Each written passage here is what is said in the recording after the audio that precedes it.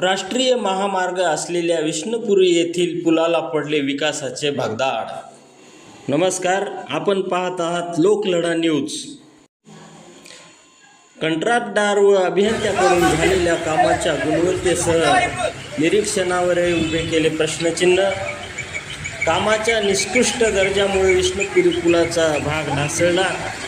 उच्चस्तरीय चौकशीसह फौजदारी कारवाई करण्यात वंचित बहुजन आघाडीचे लढाऊ नेतृत्व आदरणीय प्रशांतजी इंगोले यांची मागणी. नांदेडमध्ये कुठलाही पाऊस अद्याप सुरू झालेला नसतानाही येथील विष्णुपुरी येथील आपण पाहता एक बांधकाम ब्रिजचे केलेलं आहे. त्याचा पूल अक्षरशः घसरून गेलेला आहे. म्हणजे भारतामध्ये महाराष्ट्रामध्ये हे जे डबल टिबल इंजिनचं जे सरकार आहे त्या सरकारच्या निष्काळजीपणामुळे आज इथं मोठी जीवितहानी होण्यापासून राहिलेला आहे. आपण पाहत आहात की इथं पोलीस प्रशासन आणि हे सर्व झाकून घेत आहेत. म्हणजे या सरकारचा जे भोंगळा कारभार आहे हे लपवावे लागत आहे. कारण या आपल्या महाराष्ट्रामध्ये जर आज काही बोलायला गेलं, इथं जायला गेलं तर आपण भारत देशाचे विरोधक मानले जातात. अशा निष्काळजीपणा हे जे करत आहेत, या दोषी अधिकारी हे डिपार्टमेंट हे काय करते, इथं कुठलाच अधिकारी आलेला नाही, कोणीच इथं नाही. इथं पोलीस प्रशासन आणि गुत्तेदार काहीतरी लपवालपवीचे काम करत आहेत. कोणीच इथं उत्तर द्यायला तयार नाही. आणखी हा ब्रिज पूर्ण पडू शकते, इथल्या आजूबाजूच्या घरांना सुद्धा याचा त्रास होऊ शकते.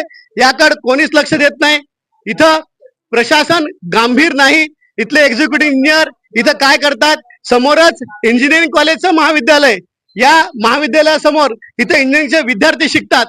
अशी परिस्थिती असताना सुद्धा आज विष्णुपुरी नांदेडमध्ये हा ब्रिज अक्षरशः एकही पाऊस झालेला नाही अद्याप.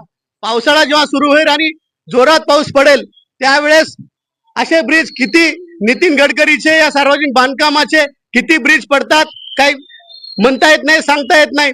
कारण महाराष्ट्रात आज हे सगळं झोपलेलं सरकार फक्त लपवालपवी करत आहे. याची कुठंच बातम्या येऊ देत नाही, काहीच करत नाहीत. म्हणून आम्ही वंचित बहुजन आघाडीच्या वतीने या सर्व गोष्टीचा तीव्र निषेध करतो.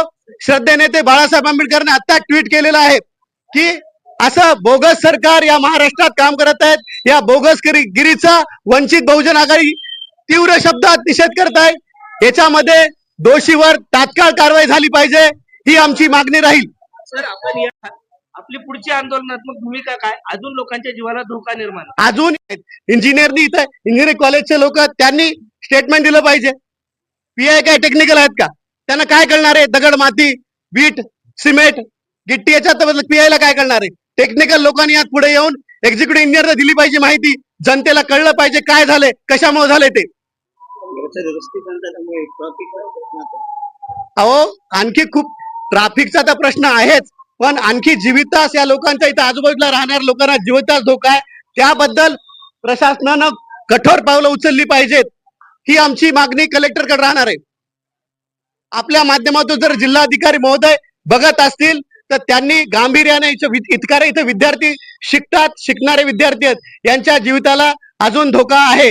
कारण समोर इंजिनिअरिंग कॉलेजचे विद्यार्थी राहतात, त्यांच्या जीविताला धोका आहे. त्या विद्यार्थ्यांना जर त्यांचं बरं वाईट काही झालं या पुलामुळं तर सर्वस्वी जबाबदारी इथल्या जिल्हाधिकाऱ्यावर, इथल्या प्रशासनावर राहील.